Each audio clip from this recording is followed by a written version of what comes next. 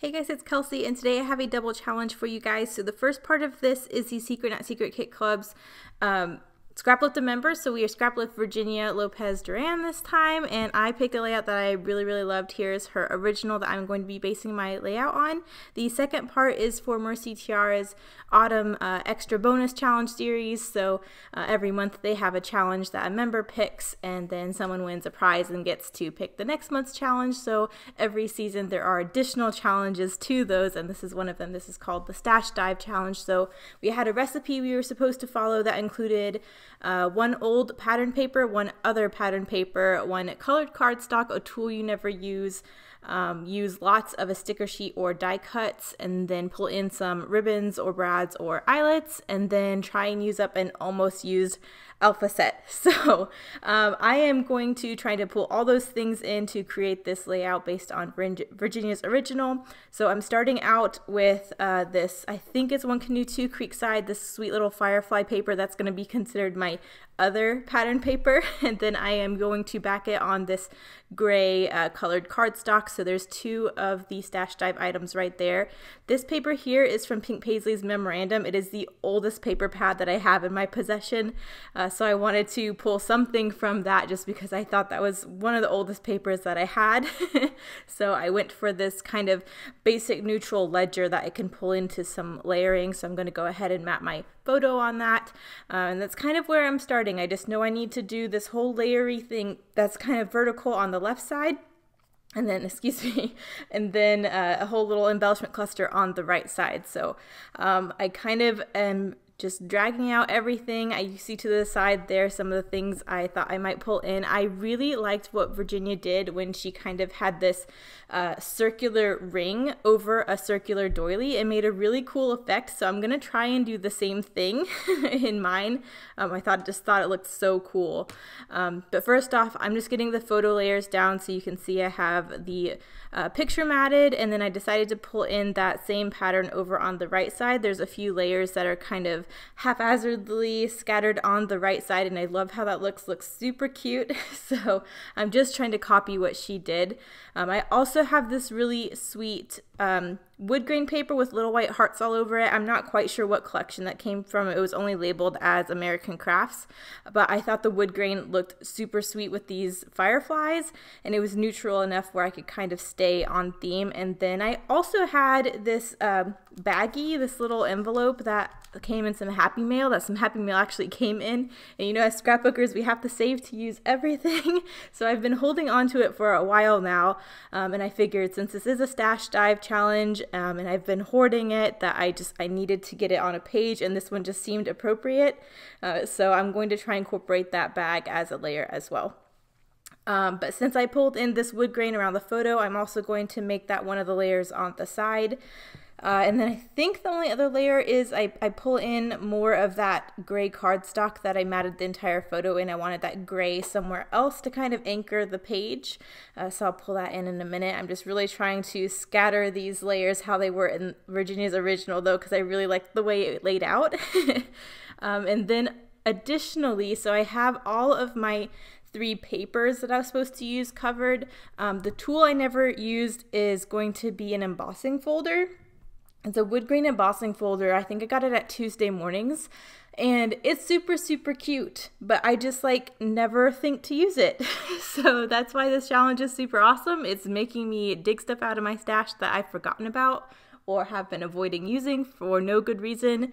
So I have some vellum out there too.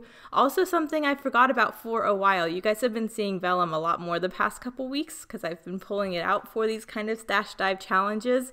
And it just adds a really nice textured, layery look. So that piece of vellum is going to be what I'm going to be embossing with that dry emboss folder. So you'll see that in a minute. And then I think I also pull in some ribbons, and then you'll see mostly use alpha set, how I decide to use that a little later on too. But that is the recipe that I'm going with. That's my plan.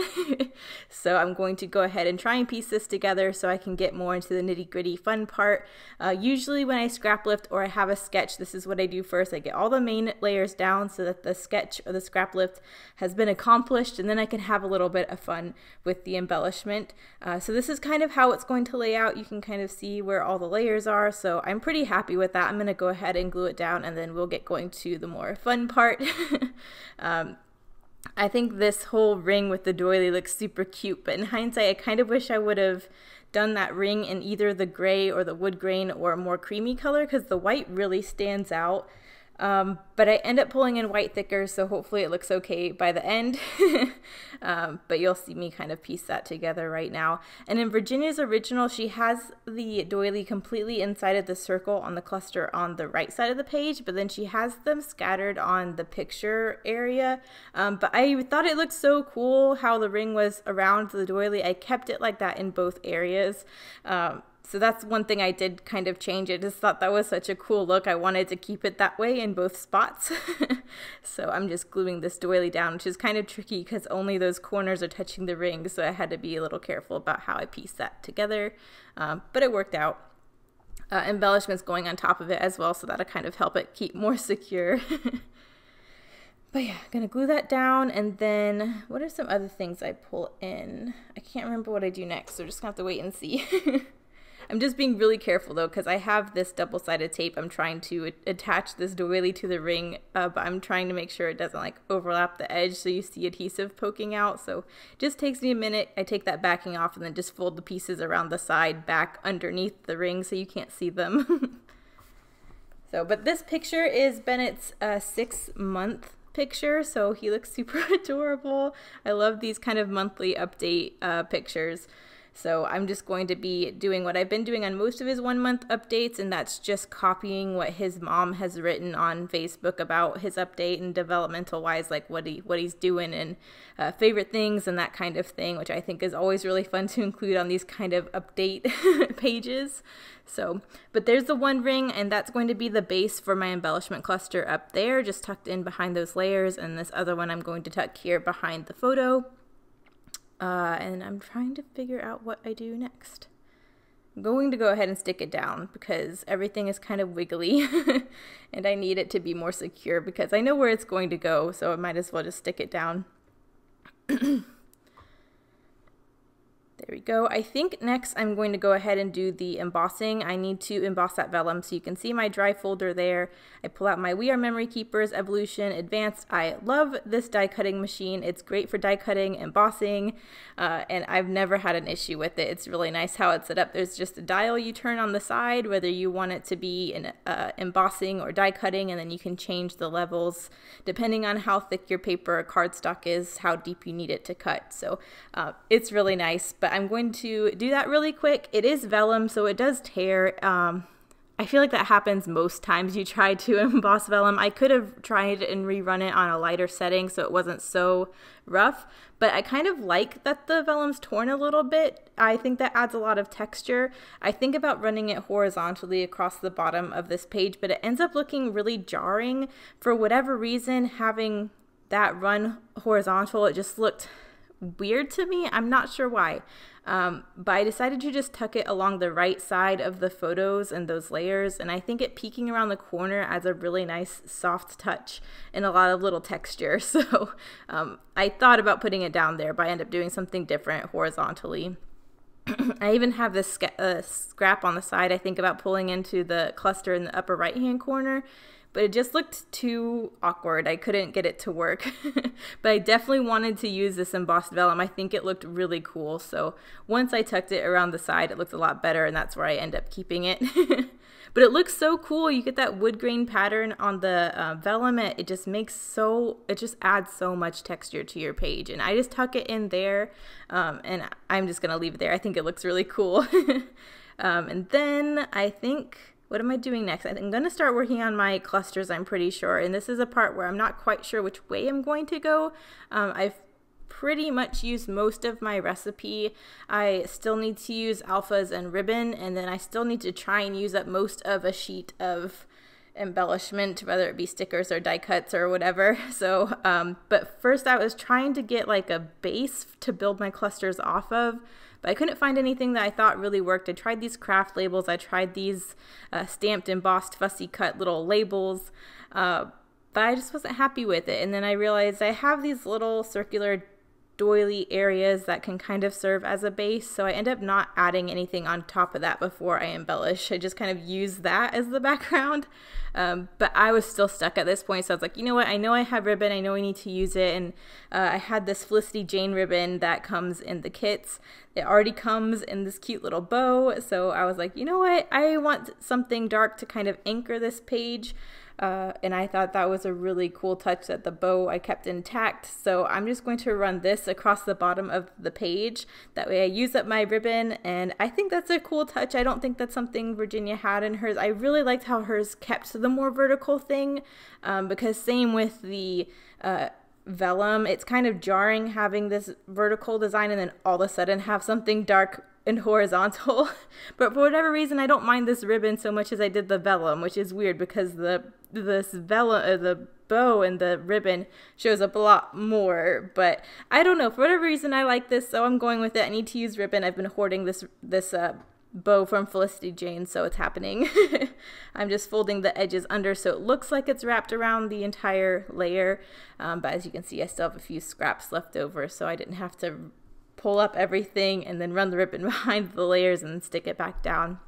Here's my almost used set of root beer floats. I have like 6 sets of this root beer float white thicker set, and I have all these like almost used sheets that I probably just need to consolidate, but this one pretty much just had numbers on it, so I figured this is a page about him growing, him getting older, so I thought it would be really cool to just stick a bunch of numbers along the left side of these layers and just have them peeking around the side, and then using the number 6 up in the right hand embellishment corner kind of by itself, so it kind of stands out like he's 6 months old here, but you have all these numbers on the side that kind of give you that idea of him getting older. So that's kind of what I went with. I used most of what was left on that sticker sheet. There's a few numbers left and I think some like X's. So at this point I'll probably consolidate the rest of that sheet, but I'm glad I at least got most of it up. You guys know I'm really bad about using numbers on thicker sheets, so this was a great way to use them up. And then this is my Chamel acrylic stickers that I wanted to try and use most of as one of the recipes, so they wanted to use most of a sticker sheet. I've used a few things on here, but there's still a whole lot left, and I thought this kind of frosted glass look would be subtle but also a cool texture detail as well. So I'm going to pop a couple clouds and a star down in that doily, and then I decided to put the 6 on top of the hot air balloon sticker with a couple stars in the upper corner just so that texture is across the page and balanced, but I think that's really cool. I mean, I don't use hot air balloons that often. I don't know why I correlated it to this page, but I feel like it's relevant for some reason for a baby boy page. So that's what I'm doing. But yeah, I used a good bit of this sticker sheet. There's only a few things left on it after this layout, so that was nice getting it used up because I was worried that was something else I was going to hoard for a while. But it just looked so good on this page. It was just a subtle texture detail, but a cute little embellishment as well. So it works. I think the clusters correlate too. They both have stars, and then you have the clouds and the hot air balloon, which are both sky related. So I like that detail. So now I need to go for the title and the journaling. There is a title coming out from the photo section and then journaling underneath it in Virginia's original, so I'm just going to copy that. She used some mixed alphas for the title before she did journaling, so I did pull back out some of my root beer float alphas, and I'm just going to use our in that alphabet, and then I'm going to pull out some little tile letters to finish off the title. I'm just going to call it Our Little Boy because that starts off the journaling of what my sister said about this photo. So the title runs into the journaling as one sentence, which I don't do that often, but I think it's a really cool idea. So that's what I'm doing. I have these tiny type little Cardabella, I think, tile letters. I'm spelling out little boy, and then I'll do my journaling right after that. So gonna get that down, and then I end up just using my white gel pen to draw some lines. I thought I might do my journaling in white, but it's going over these fireflies, and it was really hard to read over the wings because the wings are so light. So then I went back over in black, which is probably going to look busy from this above head view. Hopefully you can see in the close-ups, but I can read it with me sitting in front of me, so hopefully it'll be okay. But I'm just using my ruler to make sure these lines are straight. And then after it's all down, it reads from the title through the journaling, "Our little boy is 6 months old today. I truly can't believe how quickly time has flown by. Bennett has 2 teeth, can sit up, loves to giggle and snuggle, and is growing more and more every single day." So I thought that was really sweet. I just copied verbatim what my sister had wrote about this photo. So I wanted to make sure that was recorded in his scrapbook. I think after that, you can see I started in the white, and it was just, I could tell it was not going to be very readable, so I went back in the black. But I can read the black a lot easier than the white, so hopefully it'll be okay. So I'm just going to get all of that down. I'm trying to think if I do anything else, but I think I have everything covered. I have everything from my recipe. I have the old pattern paper from Pink Paisley Memorandum. I have the other pattern paper with these fireflies. I have colored cardstock in this pewter gray Swiss dot. My old tool was my dry embossing folder, and then I used most of that Chamel acrylic sticker sheet. I used ribbon from Felicity Jane, and then my almost used set of root beer alpha sets. So I think we're done after this. So this is my layout. I'm really pleased with how it turned out. I love Virginia's original, and I really like what I came up with. I feel like it's different, but you can still see the inspiration, which is what I love about scraplifting. Just gives you such a great starting point, and then you can kind of go off and do your own thing. But yeah, so here are the close-ups. Thank you guys so much for watching. As always, if you want to participate in Mercy Tiara's challenges, you can follow the Facebook link in my description. Bye.